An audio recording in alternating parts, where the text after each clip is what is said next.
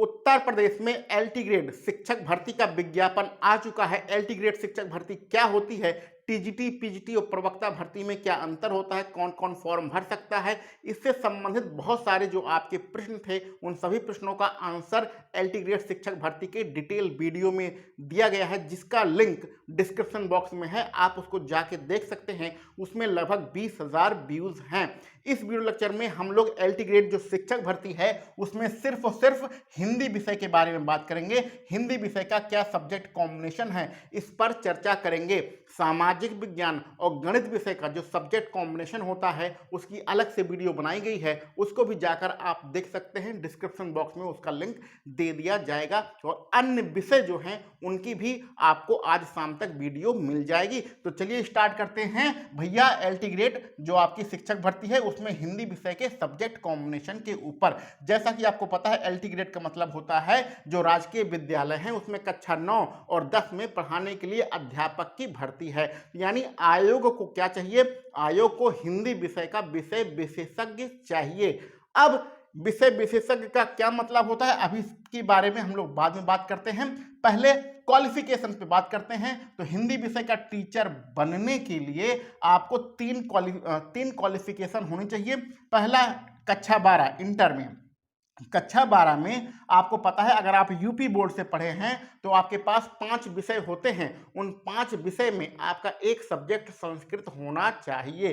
तो अगर हिंदी का टीचर बनना है तो कक्षा 12 में एक विषय के रूप में आपके पास संस्कृत होना चाहिए। अगर नहीं है तो क्या करेंगे, अगर नहीं है तो जैसा आपको पता है कि उत्तर प्रदेश में यूपी बोर्ड होता है उसी प्रकार संस्कृत बोर्ड भी होता है, जिसको हम लोग उत्तर प्रदेश संस्कृत शिक्षा परिषद के नाम से जानते हैं। यहाँ पर शिक्षा नहीं लिखा गया है, शिक्षा परिषद के नाम से जानते हैं। इसमें जो डिग्री होती है उत्तर मध्यमा होती है। उत्तर मध्यमा मतलब कक्षा 12। तो कक्षा 12 में यूपी बोर्ड से पढ़े हैं तो एक विषय के रूप में संस्कृत होना चाहिए। अगर नहीं है तो संस्कृत बोर्ड से आप उत्तर मध्यमा उत्तीर्ण होने चाहिए। जब आप कक्षा 12 पास कर लेंगे तो क्या करेंगे, बीए करेंगे यानी स्नातक करेंगे और स्नातक के बाद क्या करेंगे, बीएड करेंगे। ये 3 प्रकार की क्वालिफिकेशन होना चाहिए, तब आप हिंदी का टीचर बन सकते हैं। अब आपके द्वारा पूछे गए प्रश्नों पर जवाब देते हैं। बहुत सारे लोग प्रश्न पूछ रहे थे कि सर मेरा स्नातक में सिर्फ 2 साल हिंदी है, ठीक है, तो क्या मैं टीचर बन जाऊंगा? तो जी हाँ भैया, आप 100% टीचर बन सकते हैं। देखिए भैया, स्नातक जो होता है पहले साल हम सभी लोगों को पता है कि 3 सब्जेक्ट होते हैं, दूसरे साल भी यही सेम सब्जेक्ट होते हैं और तीसरे साल हम एक सब्जेक्ट छोड़ देते हैं और हमारे पास सिर्फ 2 सब्जेक्ट ही रह जाता है। तो अगर आप हिंदी आपने सिर्फ 2 साल पढ़ा है तो भी आप फॉर्म भर सकते हैं, और अगर 3 साल आपने हिंदी विषय लिया है तब तो बहुत ही अच्छी बात है, ठीक है, तब तो बहुत ही अच्छी बात है। तो 2 साल वाले जिन्होंने स्नातक में हिंदी लिया है वो भी हिंदी के अध्यापक बन सकते हैं, बशर्ते ये वाला जो क्वालिफिकेशन है यह भी आपके पास होना चाहिए। अब दूसरा प्रश्न है सिंगल सब्जेक्ट वाला। कुछ बच्चे संस्कृत बोर्ड से होते हैं जो कि कक्षा 12 में उत्तर मध्यमा उत्तीर्ण होते हैं, या कक्षा 12 में यूपी बोर्ड से पढ़ा है, एक विषय के रूप में संस्कृत है, तो वो लोग क्या कहते हैं कि मुझे जो है हिंदी का अध्यापक बनना है। अब उन्होंने बीए किया, बीए में हिंदी लिया ही नहीं और 3 साल उनका बीए कंप्लीट हो गया, स्नातक कंप्लीट हो गया। तो ऐसे लोग क्या करते हैं, जिन्हें हिंदी का अध्यापक बनना होता है वो क्या करते हैं, सिंगल सब्जेक्ट यानी एक विषय जो कि हिंदी विषय लेकर अपना बीए वाली डिग्री कंप्लीट कर लेते हैं। तो एक विषय से जो कि हिंदी विषय है, अगर आपने बीए किया है, सिंगल सब्जेक्ट से बीए किया है,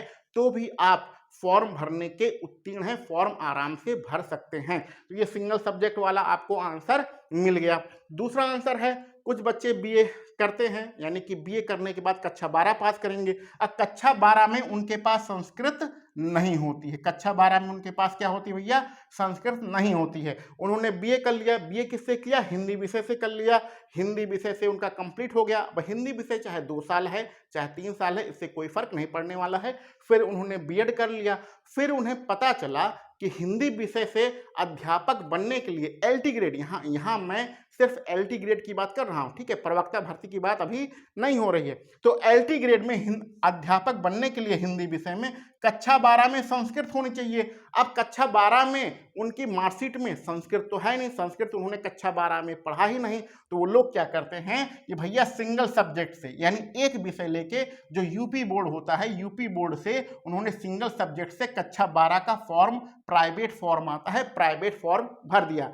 तो प्राइवेट फॉर्म संस्कृत विषय से कक्षा 12 में यूपी बोर्ड से भर दिया, और फिर जाके आपका फरवरी में, मार्च में पेपर होता है, वहाँ आपने पेपर दे दिया, बढ़िया पास हो गए, और आपका जो है यूपी बोर्ड में भी संस्कृत आपका विषय हो गया। तो ऐसा जिसने किया है, अगर बीएड के बाद भी आपने इंटरमीडिएट वाला संस्कृत एक विषय लेकर पास किया है, तो भी आप हिंदी के अध्यापक बन सकते हैं। तो बात समझ में आ गई। तो आपने ये 3 आपके पास क्वालिफिकेशन चाहिए।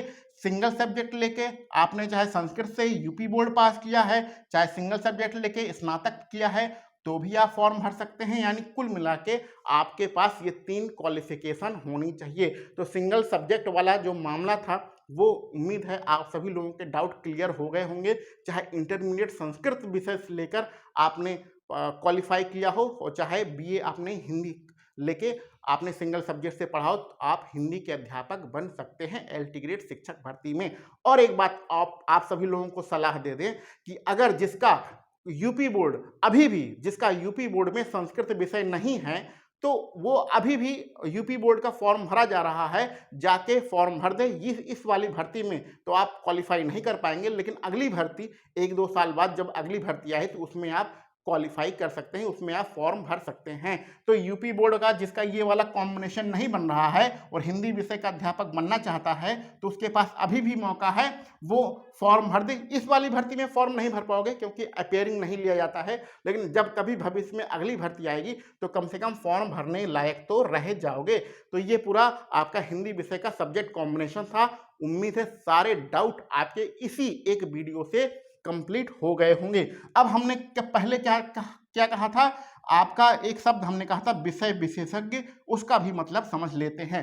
देखिए, जब हम लोग स्नातक करते हैं, ग्रेजुएशन करते हैं, तो बहुत सारी यूनिवर्सिटी अलग अलग टाइप की डिग्री देती हैं, जिसमें कुछ ऐसी डिग्रियां हम लोगों ने देखी। जब बिहार शिक्षक भर्ती का फॉर्म भरा जा रहा था, उसमें सब्जेक्ट कॉम्बिनेशन के लिए बहुत सारे लोग व्हाट्सएप पे अपनी डिग्री भेजते थे कि सर देखिए कि इससे हम फॉर्म भर सकते हैं कि नहीं भर सकते हैं। तो वहाँ पर बहुत सारी ऐसी डिग्रियां देखी जिसमें 10-12 सब्जेक्ट से स्नातक की डिग्री लोग दे रहे हैं। 1-2 सेमेस्टर में लोग हिंदी पढ़ा देते हैं, 1-2 सेमेस्टर में पढ़ा देते हैं अंग्रेजी पढ़ा देते हैं, 1-2 सेमेस्टर में इकोनॉमिक्स पढ़ा देते हैं, 1-2 सेमेस्टर में सोशियोलॉजी पढ़ा देते हैं। पता ही नहीं चलता है कि मेन सब्जेक्ट क्या है। तो ऐसे भी बहुत सारी यूनिवर्सिटियां हैं जो मिक्स डिग्रियां देती हैं, एक एक सेमेस्टर में पता नहीं क्या क्या पढ़ाती रहती हैं। तो ऐसी अगर आपके पास कोई डिग्री है, स्नातक की डिग्री है, जिसमें एक सेमेस्टर में अथवा 2 सेमेस्टर में आपका हिंदी विषय है, और उसके साथ आपने इतिहास, भूगोल, इकोनॉमिक्स पता नहीं क्या क्या पढ़ा है, तो ऐसे लोग बिहार में तो चल गए, बिहार में तो उनका काम चल गया, लेकिन उत्तर प्रदेश में एलटी ग्रेड शिक्षक भर्ती में काम नहीं चलेगा। देखिए, जो एक चीज होती है समकक्ष वाला जो मामला होता था, उसको खत्म कर दिया गया है। इसमें सिर्फ और सिर्फ हिंदी विषय का विशेषज्ञ चाहिए, यानी हिंदी से आपकी डिग्री कंप्लीट होनी चाहिए। ठीक है, तो ये जो 1-2 सेमेस्टर वाले हिंदी वाले बच्चे हैं, वो फॉर्म नहीं भर सकते हैं, डॉक्यूमेंट वेरिफिकेशन में उन्हें बाहर कर दिया जाएगा। तो उम्मीद है अब आपके सारे डाउट क्लियर हो गए होंगे। इसके अलावा भी अगर कोई आपके पास प्रश्न है तो कमेंट बॉक्स में लिख सकते हैं, वहां पर उसका आंसर दे दिया जाएगा।